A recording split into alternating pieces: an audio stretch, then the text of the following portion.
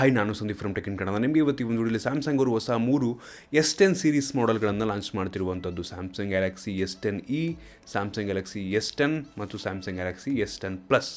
ನಾನಿವತ್ತು ಈ ಒಂದು ವಿಡಿಯೋದಲ್ಲಿ ಸ್ಯಾಮ್ಸಂಗ್ ಗ್ಯಾಲಕ್ಸಿ S10 ಪ್ಲಸ್ ಫೋನನ್ನು ಅನ್ಬಾಕ್ಸ್ ಮಾಡಿ ರಿವ್ಯೂವನ್ನು ಮಾಡ್ತಾ ಇದ್ದೀನಿ. ಹೌದು, ಈ ಒಂದು ಫೋನ್ ಎಂಡ್ ಫೋನ್ ಆಗಿರುವಂಥದ್ದು. ಈ ಒಂದು ಮಾಡೆಲ್ಗಳಲ್ಲಿ ಹೇಗಿದೆ ಈ ಫೋನ್, ಏನು ಚೆನ್ನಾಗಿದೆ ಏನು ಚೆನ್ನಾಗಿಲ್ಲ, ಇದ್ರ ಬಗ್ಗೆ ಕಂಪ್ಲೀಟ್ ಡೀಟೇಲ್ ನಾನು ನಿಮಗೆ ತಿಳಿಸ್ಕೊಡ್ತೀನಿ. ಅದಕ್ಕಿಂತ ಮುಂಚೆ ನೀವು ನಮ್ಮ ಟೆಕ್ ಇನ್ ಕನ್ನಡ ಯೂಟ್ಯೂಬ್ ಚಾನಲ್ನ ಸಬ್ಸ್ಕ್ರೈಬ್ ಮಾಡ್ಕೊಂಡಿಲ್ಲ ಅಂತಂದರೆ ಈಗಲೇ ಸಬ್ಸ್ಕ್ರೈಬ್ ಮಾಡಿ, ಬೆಲ್ ಐಕನ್ನ ಕೂಡ ಕ್ಲಿಕ್ ಮಾಡಿ. ಮತ್ತು ನಮ್ಮ ಇನ್ಸ್ಟಾಗ್ರಾಮ್, ಫೇಸ್ಬುಕ್ ಪೇಜ್ ಎಲ್ಲ ಲಿಂಕ್ ಡಿಸ್ಕ್ರಿಪ್ಷನ್ ಇದೆ, ಅದು ಕೂಡ ನೀವು ಫಾಲೋವನ್ನು ಮಾಡ್ಬೋದು. ಮೊದಲಿಗೆ ಒಂದು ಫೋನನ್ನು ಅನ್ಬಾಕ್ಸ್ ಮಾಡೋಣ.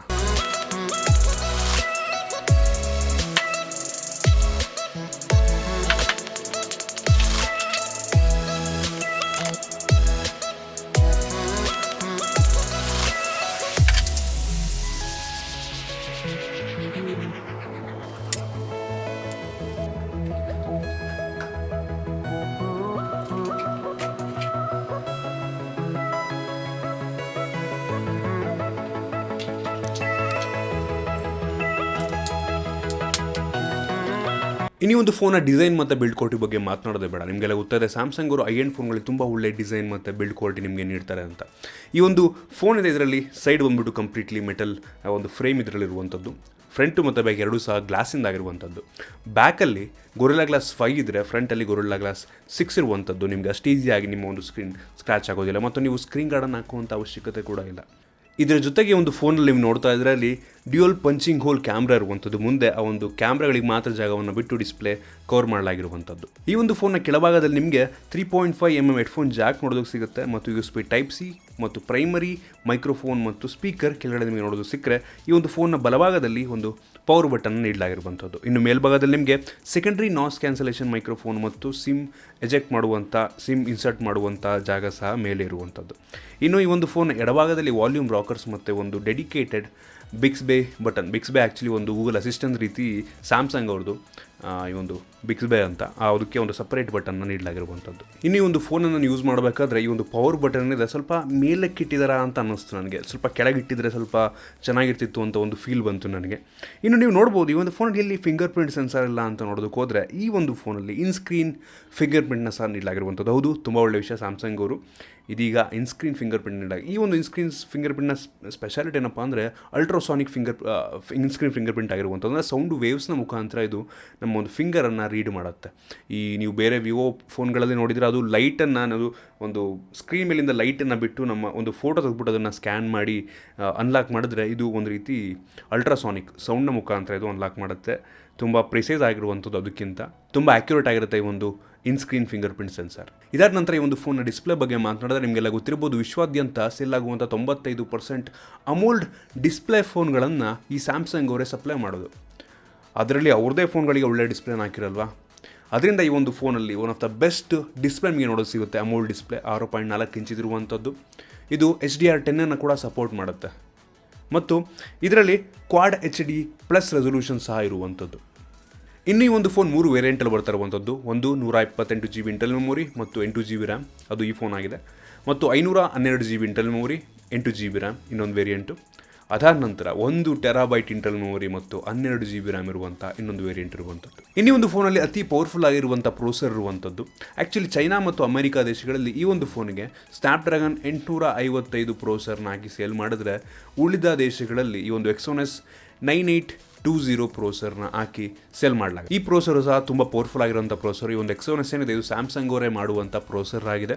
ನನ್ನ ಪ್ರಕಾರ ಸ್ನ್ಯಾಪ್ಡ್ರ್ಯಾಗನ್ 855 ಹಾಕಿದರೆ ಚೆನ್ನಾಗಿರ್ತಿತ್ತು ಅಂತ ನನಗನ್ಸುತ್ತೆ. ಬಟ್ ಸ್ಟಿಲ್ ಈ Exynos ಪ್ರೊಸೆಸರು ಸಹ ತುಂಬ ಪವರ್ಫುಲ್ ಆಗಿದೆ. ಇದು ಲೇಟೆಸ್ಟ್ ಹೈ ಎಂಡ್ ಪ್ರೊಸೆಸರ್ ಇರುವಂಥದ್ದು ಈ ಒಂದು ಸ್ಯಾಮ್ಸಂಗ್ ಅವ್ರದ್ದು. ಮತ್ತು ಇದರಲ್ಲಿ ಮಾಲಿ G76 GPU ಸಹ ಇದೆ. ಅದು ತುಂಬ ಪವರ್ಫುಲ್ ಆಗಿರುವಂಥ GPU. ಅದರಿಂದ ನೀವು ಈ ಒಂದು ಮೊಬೈಲ್ನಲ್ಲಿ ಯಾವುದೇ ಒಂದು ಗೇಮನ್ನು, ಯಾವುದೇ ಒಂದು ಅಪ್ಲಿಕೇಶನ್ ನೀವು ಆರಾಮಾಗಿ ರನ್ ಮಾಡ್ಬೋದು.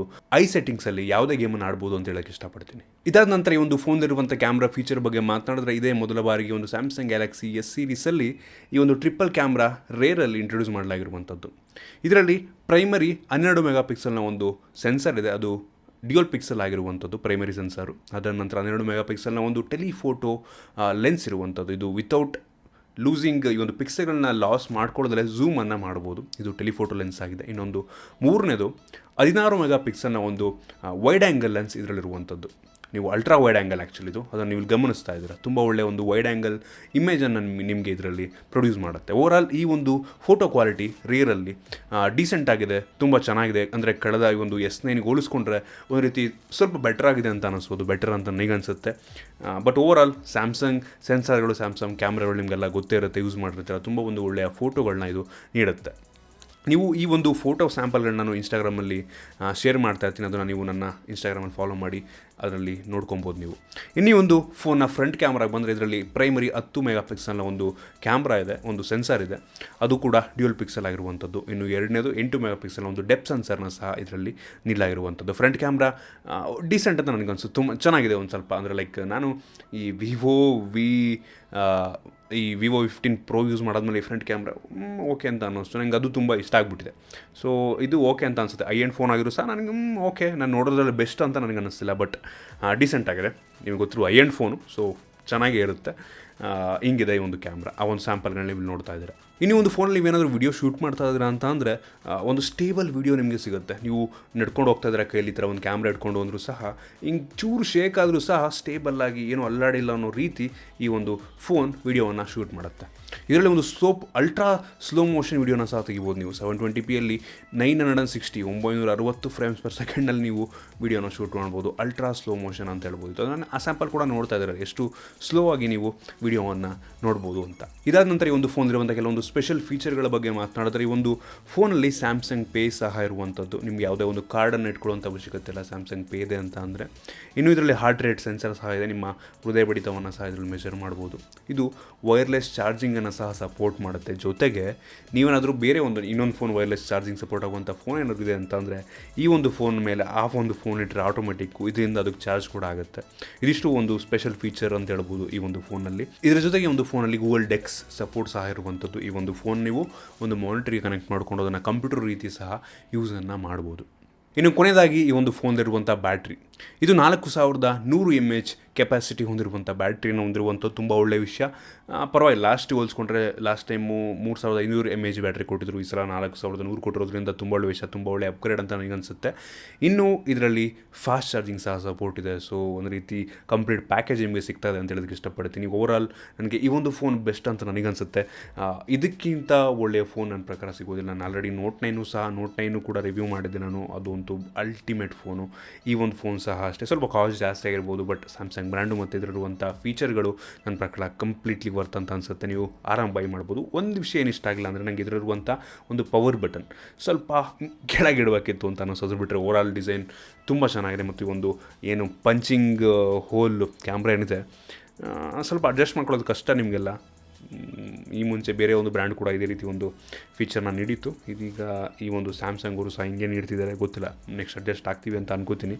ಇನ್ನೂ ಒಂದು ಫೋನ್ನ ಪ್ರೈಸ್ನ ಬಗ್ಗೆ ಮಾತನಾಡಿದ್ರೆ, ಈ ಒಂದು Galaxy S10 ಪ್ಲಸ್ನ 128GB internal memory ಮತ್ತು 8GB ರ್ಯಾಮ್ನ ಈ ಒಂದು ವರ್ಷನಿಗೆ 73,900 ರೂಪಾಯಿ ಆಗುತ್ತೆ. ನೀವು ಅದನ್ನು ನೋಡ್ತಾ ಇದ್ದೀರಾ ಇಲ್ಲಿ. ಅದೇ 512GB ವರ್ಷನಿಗೆ 91,900 ರೂಪಾಯಿ. ಆದರೆ ಅದೇ 1TB ಮತ್ತು 12GB ರ್ಯಾಮ್ನ ವರ್ಷನಿಗೆ ಈ ಒಂದು 1,17,900 ರೂಪಾಯಿ ಆಗುತ್ತೆ. ನೀವು ಇಲ್ಲಿ ಗಮನಿಸ್ತಾ ಇದ್ದೀರಾ. ಮತ್ತು S10ನ ಪ್ರೈಸು ಸಹ ಇಲ್ಲಿದೆ, ನೀವು ನೋಡ್ತಾ ಇದ್ದೀರಾ.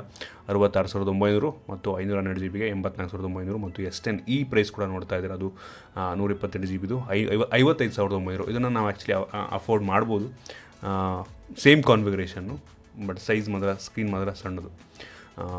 ಇದಿಷ್ಟು ಈ ಒಂದು ಪ್ರೈಸ್.